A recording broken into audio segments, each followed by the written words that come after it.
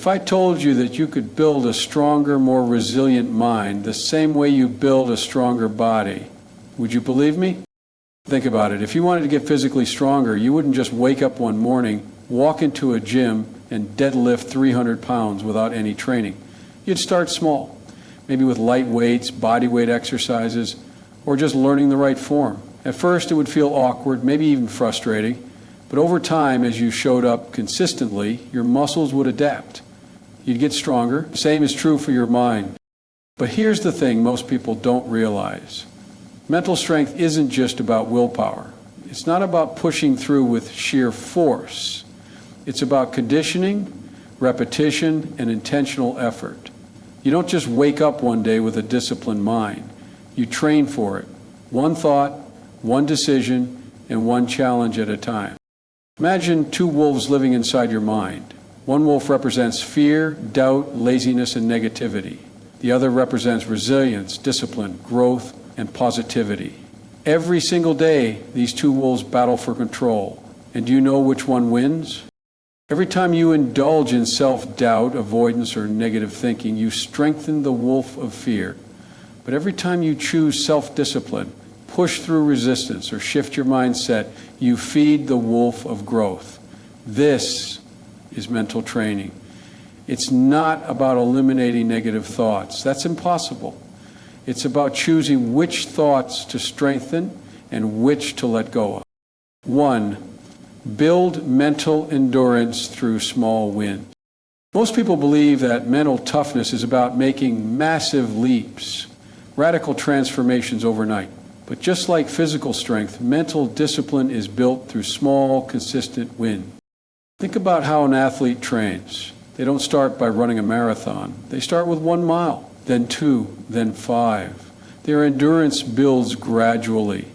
You train your mind the same way. Want to be more focused? Start by setting a timer for 10 minutes and committing to deep work. Want to be more resilient? Start by pushing through one uncomfortable moment instead of avoiding it. You want to stop procrastinating? Start by completing one small task immediately instead of putting it off. Every time you do something difficult, you prove to yourself that you can handle it. And the more you prove it, the stronger your mindset becomes. 2. Challenge your default thinking. Most of us operate on mental autopilot. We have patterns of thinking that we've followed for years.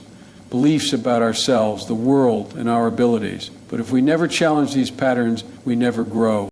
When you face a challenge, your brain defaults to the easiest path: avoidance, self-doubt, or negative self-talk. I'm not good at this. I'll never figure this out. I always fail.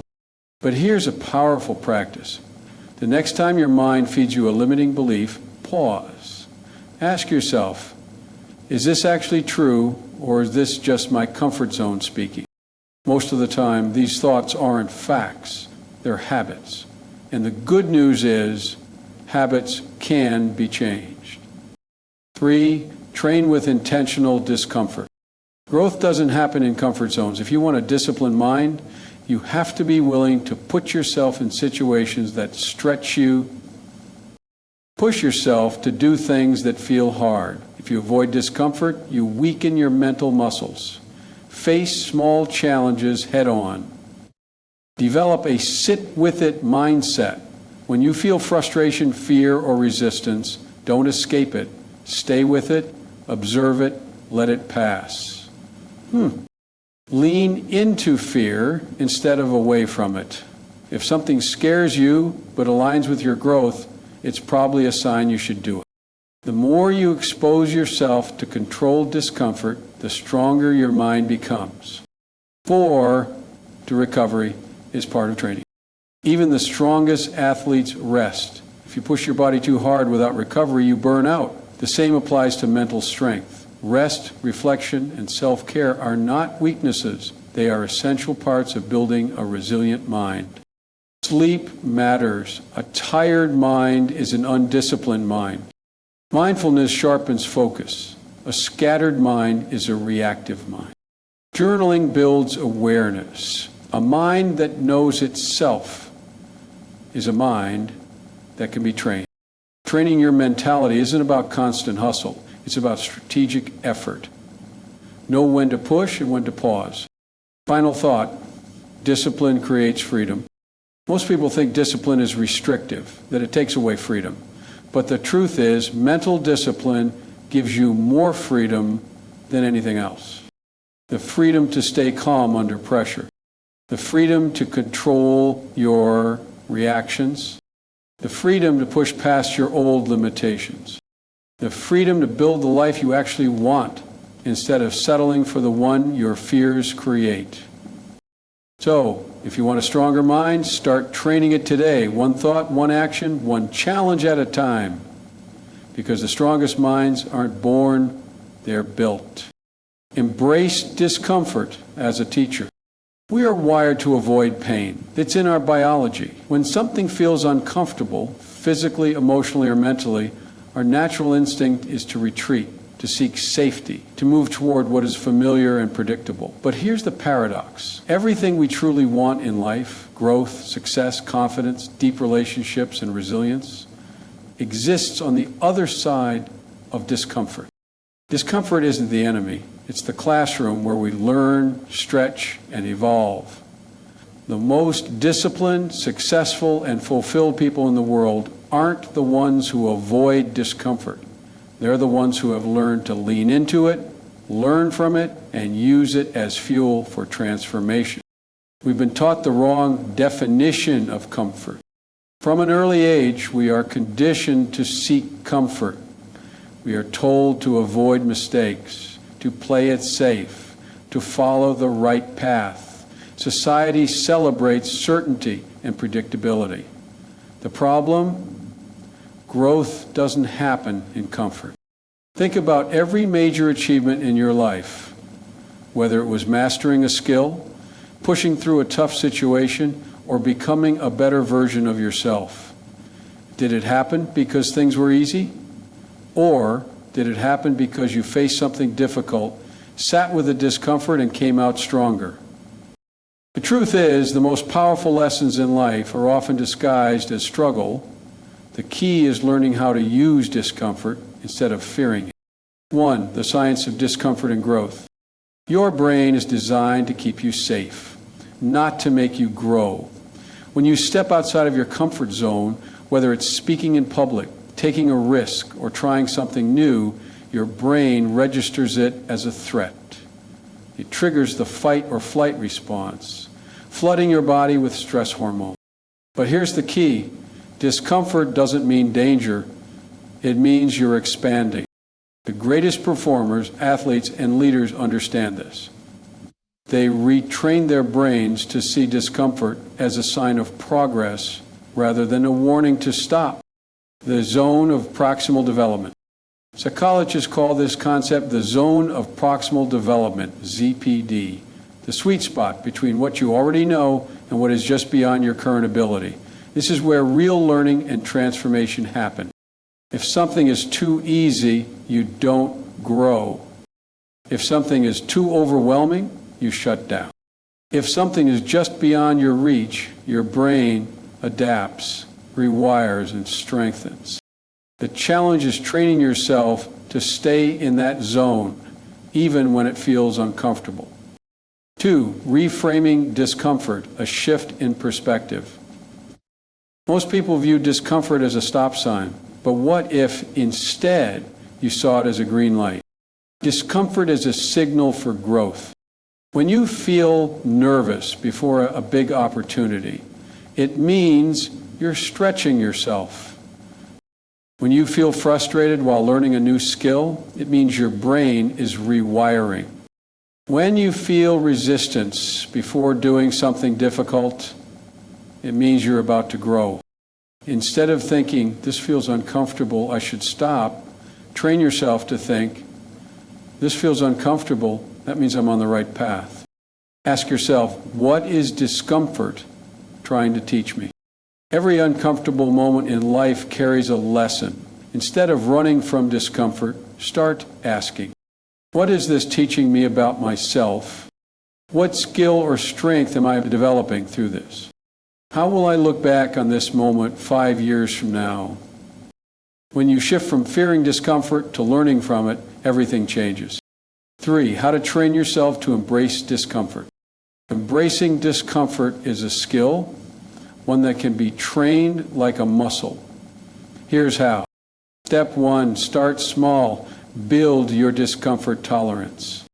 Think of discomfort like weight training. You wouldn't walk into a gym and lift 300 pounds on your first day. You start with what challenges you but doesn't break you. Try this. Take cold showers. It's a controlled way to practice staying calm in discomfort. Say yes to something that scares you, apply for the job, introduce yourself, take the opportunity. Sit with boredom. Instead of reaching for your phone, be still. Learn to be alone with your thoughts. Every time you intentionally step into discomfort, you teach your brain that you are capable of handling it. Step 2, delay your escape mechanism. The moment something feels uncomfortable, most people run.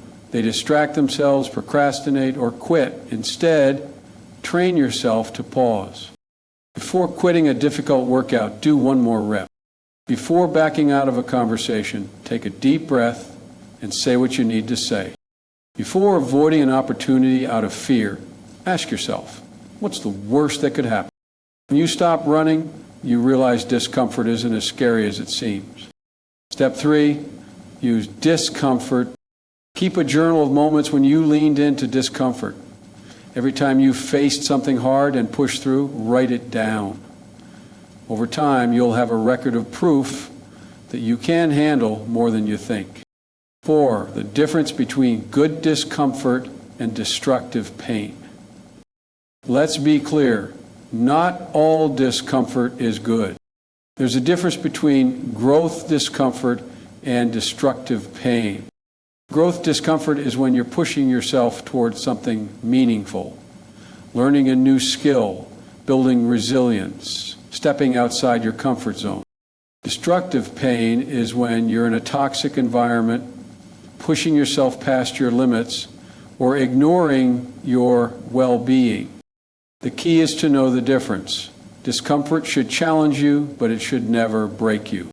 5, the reward. Who you become through discomfort.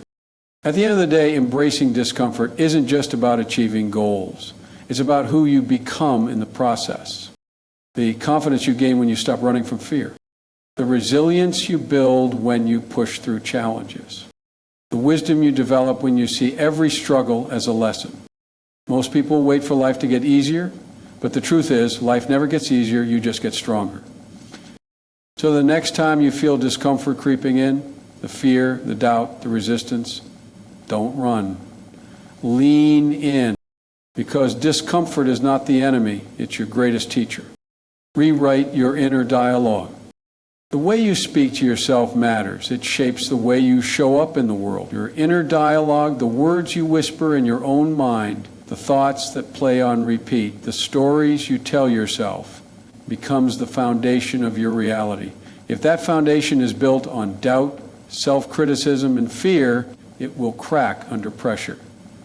But if it's built on resilience, self-belief, and discipline, it will carry you through any storm. Most people don't realize that the voice in their head isn't always speaking the truth. It's speaking conditioning. It's speaking old fears, childhood experiences, and societal expectations. If you've spent years telling yourself, I'm not good enough, I'm not smart enough, I'll never succeed, those words become a script. And whether you realize it or not, you are living out that script every single day. But here's the truth. That script can be rewritten. The way you talk to yourself isn't set in stone. It's a habit, and like any habit, it can be changed. 1, the power of self-talk.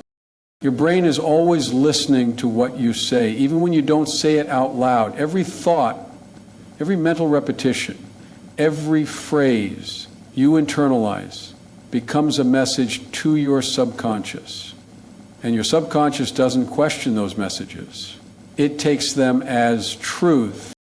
Imagine if a coach spent years telling an athlete, you're slow, you'll never win, you're not good enough. That athlete would absorb those words, and over time, they start to believe them. Even if they had potential, they'd hesitate. They'd second-guess themselves. They'd hold back when they should push forward. Now, imagine the opposite. Imagine a coach who told them, "You're strong. You're capable. You've got this." That athlete would train differently. They'd push harder. They'd trust themselves. They wouldn't just act strong, they'd become strong. That's what your inner dialogue does to you. It either conditions you for success or convinces you to settle. The question is, which coach are you being to yourself? 2, identifying negative thought patterns.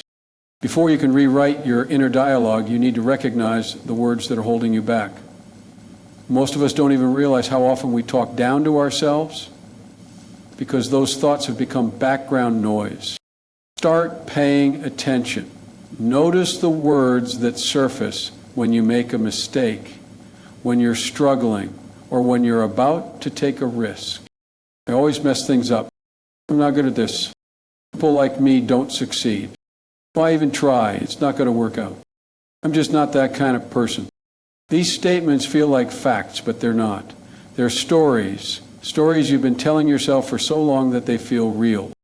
Once you start recognizing these thought patterns, don't judge them, just observe. See them for what they are, habits, not truths. 3, challenging and reframing limiting beliefs. Once you've identified the negative thoughts, it's time to challenge them.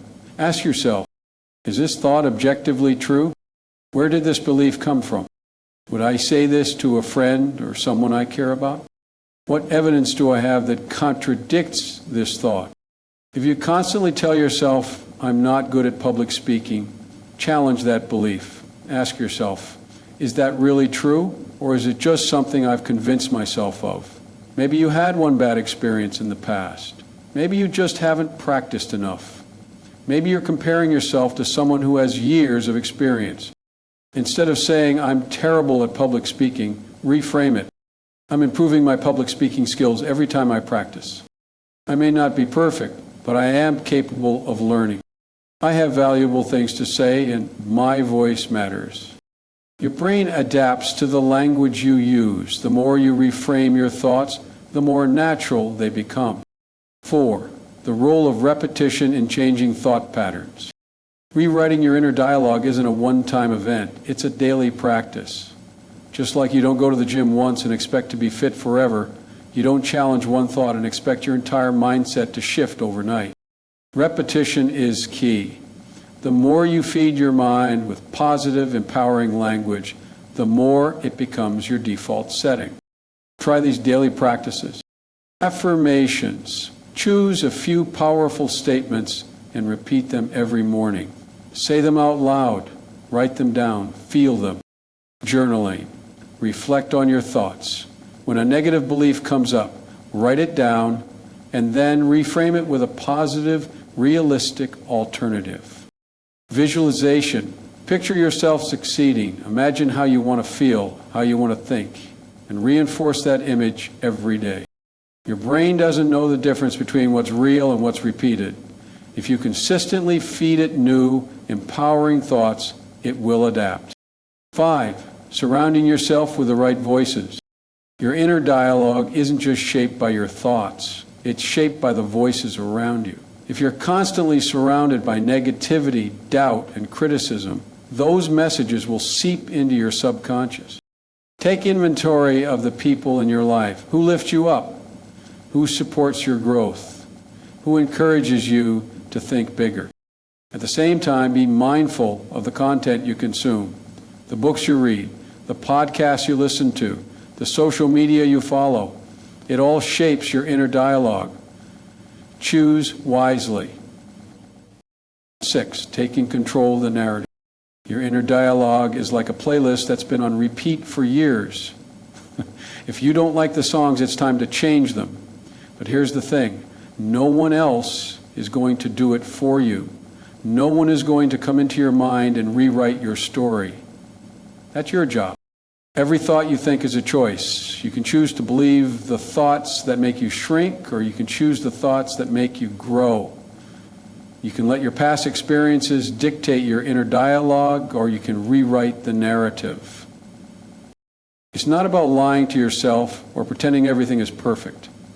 It's about choosing thoughts that empower you instead of limiting you. It's about speaking to yourself with the same kindness, belief, and encouragement you would offer to someone you love.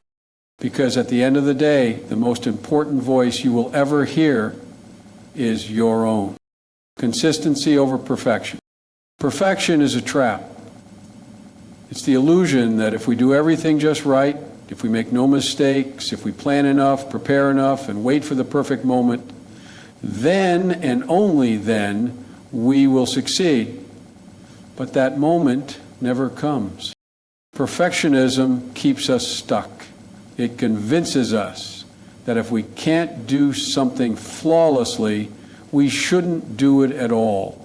It tells us that failure is unacceptable, that mistakes define us, that we should wait until we feel completely ready before taking action. But readiness is a myth, and perfection is an excuse. The people who achieve great things in life aren't the ones who wait for perfection. They're the ones who show up over and over again, no matter how imperfectly they start. 1, the myth of the perfect plan.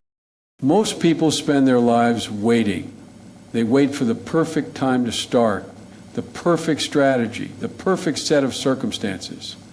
They tell themselves, I'll start when I feel more confident. I'll begin when I have more experience. I'll go for it when I'm fully prepared.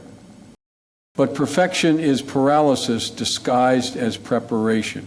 It convinces us that we're making progress when, in reality, we're just avoiding action.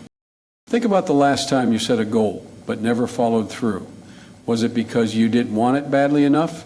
Or was it because you got caught up in overthinking, second-guessing, and trying to perfect every detail before taking the first step? The truth is, most of the time, we don't need a better plan. We need to start. Because real progress isn't about having the perfect strategy. It's about building the habit of showing up day after day, no matter how messy, imperfect, or uncertain the process feels. 2, the power of small, repeated actions. If you were to improve by just 1% every day, you wouldn't just be a little better at the end of the year, you'd be 37 times better than where you started. That's the power of consistency. Most people overestimate what they can do in a day, but underestimate what they can achieve in a year of consistent effort. They focus on big, dramatic results instead of small, repeated actions. Want to get in shape? Don't aim for a perfect workout plan. Just commit to moving your body every day. Want to be more productive? Don't obsess over the perfect morning routine. Just focus on starting your first task without distractions. Want to improve a skill? Don't wait for the perfect teacher, course, or moment. Just practice a little bit every single day. Big wins aren't the result of big efforts. They're the result of small efforts, repeated consistently over time. 3, why perfection leads to burnout. Perfectionism doesn't just keep us from starting, it also keeps us from sustaining progress. Because perfection isn't sustainable. It demands too much. It turns every misstep into a failure, every setback into a reason to quit. Think about the classic all or nothing mindset. You start a new fitness routine and miss one workout, so you quit altogether. You try to eat healthier but have one bad meal, so you go back to old habits. You commit to waking up early but sleep in once, so you tell yourself you've failed. This is perfectionism at work, convincing you that if you can't do something flawlessly, you shouldn't do it at all. But success isn't about never slipping up. It's about getting back on track quickly. The most successful people aren't the ones who never fail. They're the ones who fail and keep going anyway. 4, the compound effect of consistency. Every action you take is a vote for the person you are becoming. Every workout, every page read, every skill practiced, is a tiny deposit into your future success. At first, these efforts seem invisible. You won't see results overnight. And this is where most people give up. They assume that because they don't see immediate success, their efforts aren't working. But growth is happening below the surface. Like water slowly carving a canyon, like a seed growing underground before breaking through the soil, change is happening even when you can't see it. Most people give up right before the breakthrough, not because they aren't capable, but because they expect results too soon. They plant the seed, but don't stick around long enough to see it bloom. The writer who never finishes their book because they're chasing the perfect first draft. The entrepreneur who abandons their business because success isn't happening fast enough. The student who quits because progress feels too slow. But the secret isn't to be perfect. Is to keep going, even when it feels like nothing is happening. 5, focus on identity, not just outcomes. Most people set goals based on what they want to achieve instead of who they want to become. But true consistency comes from shifting your identity, not just your action. Instead of saying, I want to run a marathon, say, I am a runner. I want to eat healthy, say, I am the kind of person who fuels my body well. I want to be more productive. Say, I am the type of person who shows up and does the work. When your actions align with your identity, consistency becomes effortless. You don't have to force yourself to take action. You do it because it's who you are. 6, lower the bar, raise the frequency. One of the biggest reasons people struggle with consistency is because they set the bar too high. They think every workout needs to be intense, every study session needs to be long, every project needs to be completed in one go. But consistency isn't about going hard every day. It's about showing up every day, even at 50% effort. Writing one sentence is better than not writing at all. Doing 5 push-ups is better than skipping the gym. Reading one page is better than not reading at all. Lower the bar. Take imperfect action. Make it impossible to fail. Because the moment you stop demanding perfection, you remove the biggest barrier to success, your own expectations. 7, turning discipline into a habit. Discipline isn't about willpower. It's about building habits. The more you automate your actions, the less effort they require. Make it easy. Lay out your gym clothes the night before. Keep a book next to your bed. Remove distractions from your workspace. Attach new habits to existing ones. If you already drink coffee every morning, use that time to review your goals. If you already brush your teeth at night, add 1 minute of stretching. Track your consistency. Keep a calendar and mark off every day you stick to your habit. A visual streak is a powerful motivator. Success isn't about motivation. It's about systems that make consistency automatic. Conclusion. At the end of the day, discipline isn't about being the strongest, the smartest, or the most talented. It's about being consistent. It's about choosing to show up, even when it's hard, even when it's uncomfortable, even when progress feels invisible. Your mind is a muscle. Train it. The way you speak to yourself matters. Rewrite the script. Growth doesn't happen in comfort. Embrace discomfort as your teacher. And above all, stop chasing perfection. Commit to consistency instead. Because success doesn't belong to those who never fall. It belongs to those who fall and rise again and again. It belongs to those who take action even when they don't feel ready. It belongs to those who, despite fear, doubt, and imperfection, choose to keep going.